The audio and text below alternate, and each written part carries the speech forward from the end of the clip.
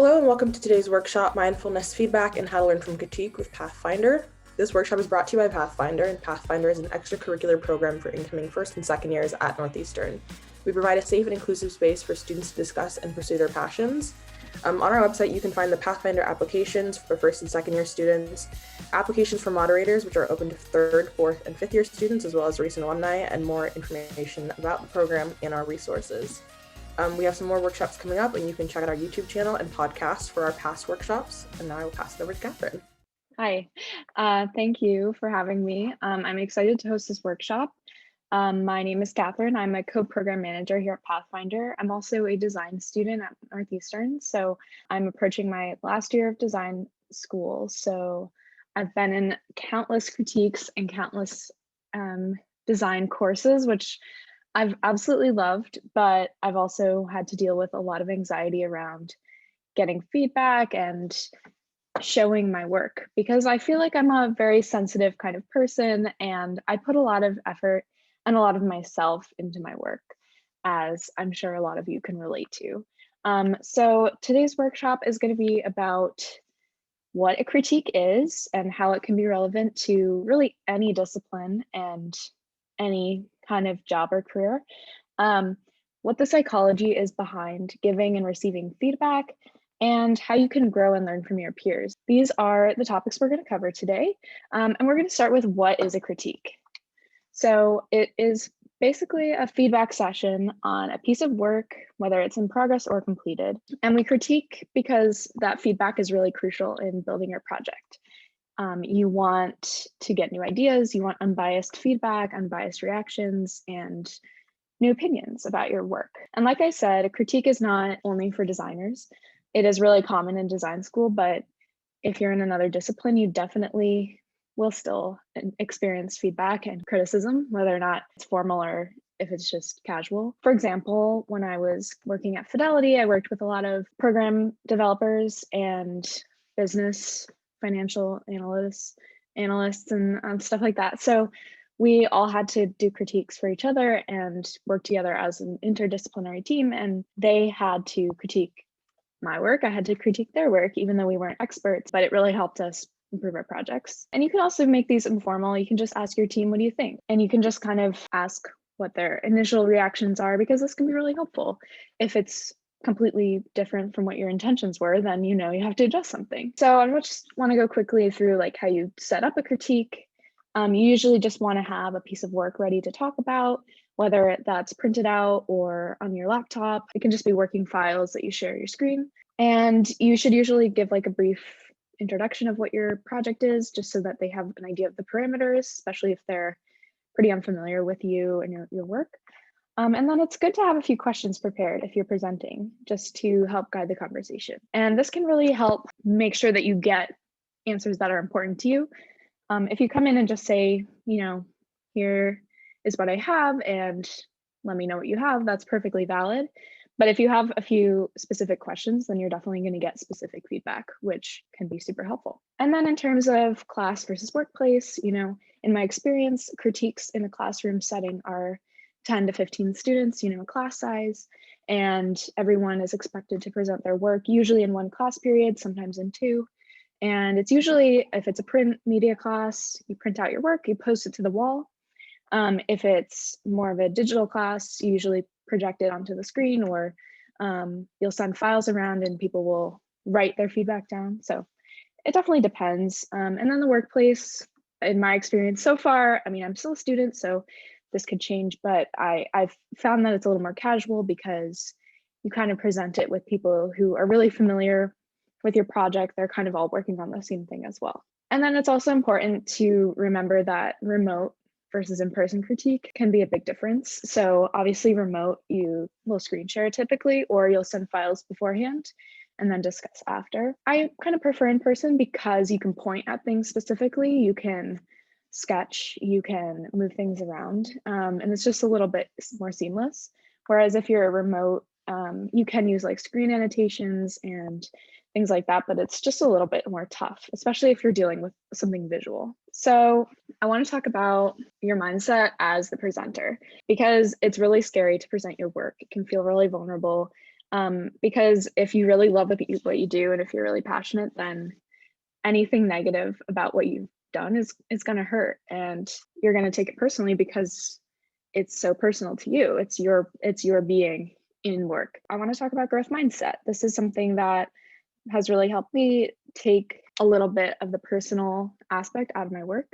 So what growth mindset is a concept developed by Carol Dweck. She is a Stanford psychologist, and basically it defines individuals who believe that their talents can be developed through hard work, good strategies, and input from others. So the opposite of a growth mindset, the extreme opposite, is a fixed mindset, where someone believes their skills are innate gifts and that they're like fixed and they can't change in any meaningful way based on feedback, and that their success is defined by avoiding any negative feedback. So having a fixed mindset during a critique means that you're only looking for good feedback, and you're looking for praise and approval, and anything that isn't praise will hurt really bad. It will basically invalidate any of your skills that you believe that you have and will have forever, instead of believing that you can gain new skills from that feedback. Some of the pros of having a growth mindset during criticism is that you can get better. If you're using a fixed mindset, a lot of times you're maybe denying that you can get better from feedback. And if you are using a growth mindset, then you're less afraid to ask the tough questions and to dig a little deeper and use feedback to help you grow. So just as important as having a good mindset as the presenter is having a good mindset as the viewer, as the person giving advice and criticism. As the viewer, you are in charge of giving helpful feedback. And my favorite way to give feedback is through the give method. So this is a concept from dialectical behavioral therapy, developed by Marshall Lenehan. So it stands for gentle, interested, validate, and easygoing. And this concept is mostly used for like maintaining relationships just in general, not necessarily academic or professional. But when you use this in your critiques, then you are really able to be super gentle and not be brutally honest, which we'll talk about in a second, which can be really problematic. But the reason why you need to use this is because if you don't, it can often make the presenter feel a lot of shame, because they're getting maybe some tough feedback and they're not getting it in a gentle, easygoing manner. So they're gonna feel upset. Shame always prevents learning. So this goes directly against growth mindset. So I know this is all a little bit complicated, but it all connects in like a really interesting way. So I studied Dr. Shauna Shapiro, who has an amazing TED Talk about shame and learning. And she said, quote, "We have this mistaken belief that if we shame ourselves, if we beat ourselves up, we'll somehow improve. And yet shame doesn't work. Shame never works. It can't work. Literally, psychologically, it can't work, because when we feel shame, the centers of the brain that have to do with growth and learning shut down. So when we feel shame, we shut down our learning centers and we won't learn. And so any feedback that you are giving that makes someone feel ashamed will not resonate with them and will not make them get better. So what's the point of giving that feedback, in my opinion? So yeah, always remember give, because if you give feedback in a way that is gentle, interested, validating, and easygoing, then your feedback will actually resonate with the presenter and will make them better. I've been talking a lot about these different strategies of how to give and receive feedback, but there's a really interesting way that you can use vocabulary and evidence-based observation to actually make feedback, because these are the give, and the growth mindset is always to interpret feedback, but how do you actually say feedback? Like, how do you actually come up with feedback? So I really like the visual thinking strategies, and this is all based on a nonprofit that provides training and education to schools and companies. So they are a really cool organization. But what they do is they came up with these 3 questions. What's going on in the image? What do you see that makes you say that?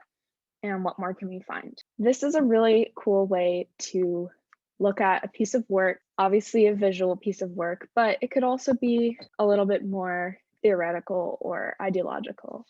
So if you are asking these questions about, say, a classmate's work, then you are purely basing your observations on evidence that you can reference in the image. So we're going to do a very brief practice with these questions. So this is a piece of artwork from 1964 by Robert Rauschenberg. And if we were to do a visual thinking workshop, again, I'm not associated with VTS, but I have done a workshop with them before, so this is not official or anything, but it's just a little introduction into it. The moderator would ask, what's going on in this image? And that could be a professor or a supervisor or boss or something. So like an example, the student answering could say like, I see a collage. And then the professor would say, what do you see that makes you say that? So then you have to provide evidence of a collage. So you might say, the images look like photos. They're very realistic, very accurate looking photos. There are clear borders between each image. Like, for example, I don't know if you can see my mouse, the yellow and the black here, and then the orange or the red and the blue. There are clear distinct borders. And then they all look like they're from different locations, different subject matters. So they look like found objects that are pasted together. So that's proof that it is a collage. And the way that this can be useful in feedback is, say the artist did not want this to look like a collage, which, spoiler, they did. This is supposed to be a collage. But if they didn't want it to be a collage, then it would be important feedback to hear that, these borders make it look like a collage. So they would just smooth out the borders or, make the colors more similar, something like that. And that's really helpful feedback. And it's based on the image and based on evidence. It's not personal. And it separates the artist from the artwork. And there's like direct evidence. No one can really dispute that. It's not biased and it's not subjective. So this is something I really recommend looking into if you're ever interested in either just observing art. You can do this if you're at a museum. It's a really fun way to observe art, because you can just look at artwork, and this is a great way to guide your observations and guide your thoughts and ideas. And then the last thing I want to talk about is actually implementing changes based on the feedback and having active listening. So feedback is a privilege. And so thinking about it like this makes you value it even more. If you think about it as kind of a burden, then it's going to feel like a burden, and it's going to feel like it's going to hurt, and it's going to feel like you need to defend yourself. But really, it's just a privilege, and it's a really valuable tool to make yourself better. That being said, it's also important to trust yourself, because not all feedback necessarily needs to be implemented in your work. If you don't agree with someone's feedback, that's okay, and you don't have to change it. It's still your work, it's still your project. So make sure that you trust your gut. And all of these examples that I'm giving are kind of the extremes, like growth mindset and fixed mindset are kind of the extremes. It's okay to be somewhere in the middle, as long as you're mindful that there is an extreme and that you're not too far into the fixed mindset. So it's okay to acknowledge your strengths and acknowledge your skills. And then in terms of like actually observing all the information, it can be really overwhelming. So I recommend taking notes, just jotting down a word or two, or circling a spot in your project that needs work. Even just like a simple word can really help you go back and actually make changes. If you just kind of sit there and listen, it can be really overwhelming. And afterwards, it's really easy to forget everything that has been said to you. So writing things down is really handy. And it's also cool to write things down that are positive. You don't only just have to write down the negative or the constructive, because some of my favorite memories are of positive feedback on my work. And it's been stuff that I've written down, and it makes me feel proud, it makes me feel happy, and it validates me. So I think there's no harm in just jotting down, like if someone compliments your work. Just make sure you don't stop there. Make sure you're also balancing that out with next steps that you can take. And then finally, once you've listened to your critique, you've taken notes, you should reevaluate your notes the next day and write down your action steps. So this is something that we work on in Pathfinder all the time, is our action steps, because if you have a goal, you have to make sure that you break down your goal into smaller steps that are measurable and attainable. So writing down these small chunks in a list is really great. So if we go back to our collage example, if you wanted to make this not look like a collage, there could be some smaller steps that you take. For example, you could make the background of the astronaut picture match the yellow of the oranges. So that would be one small step. And then you could blend, this line here and just like kind of make those smaller tweaks. And if you put this in a schedule, like Monday, you're going to do the astronaut section, Tuesday, you're going to do the blending, it's really manageable. And it actually is pretty satisfying to see all those steps played out. And then, of course, your final product. So I hope that this has been helpful in terms of how to set up a critique, how to receive feedback, and then also how to give feedback, and then also how to use it, because it is really scary. So here are all my sources, and I will definitely share these in the description because they are really helpful sources to look back on and keep just in the back of your mind if you ever need them, because it is really easy when you're in school to get wrapped up in bad feedback or like a critique that just like pulls you down. And that's okay, it happens, but remember that it's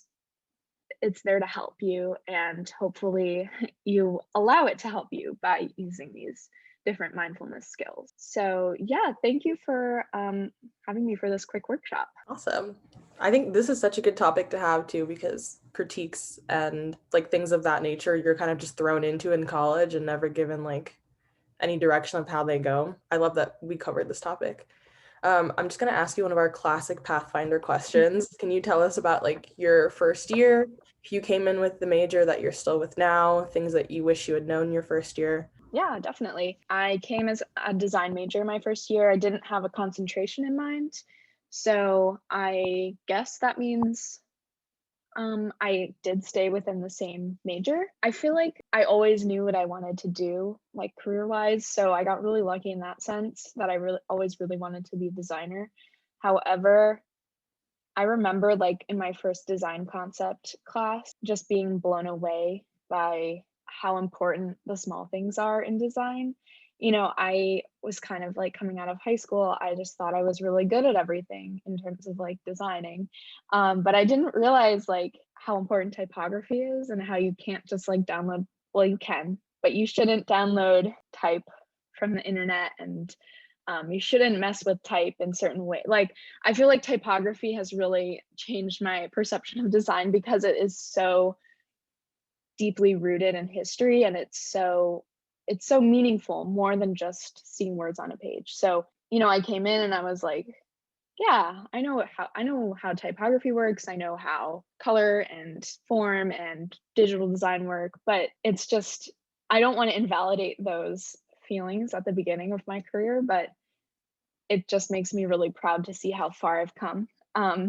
So my biggest advice, I think, would be try not to be mean to your past self who thought they knew everything and thought they knew what was going to happen and what was going on, because I there's no point in being mean to them, but also just try and notice your future self and your current self and how much you've grown and how much you've changed, because like literally after every single class I'm like, wow, I feel like a different person, or I feel like I've learned a totally new way of working, and that's the whole point of college to me. So like there's no point in being mean to your past self who like thought they knew everything, because whatever, that's the point of going to school, and that's great if that's like your outcome. So yeah, I don't have much experience like changing my major or anything like that, but I do know even if you stay within the same major, you're gonna go through like major like mindset changes, and it's gonna be hard.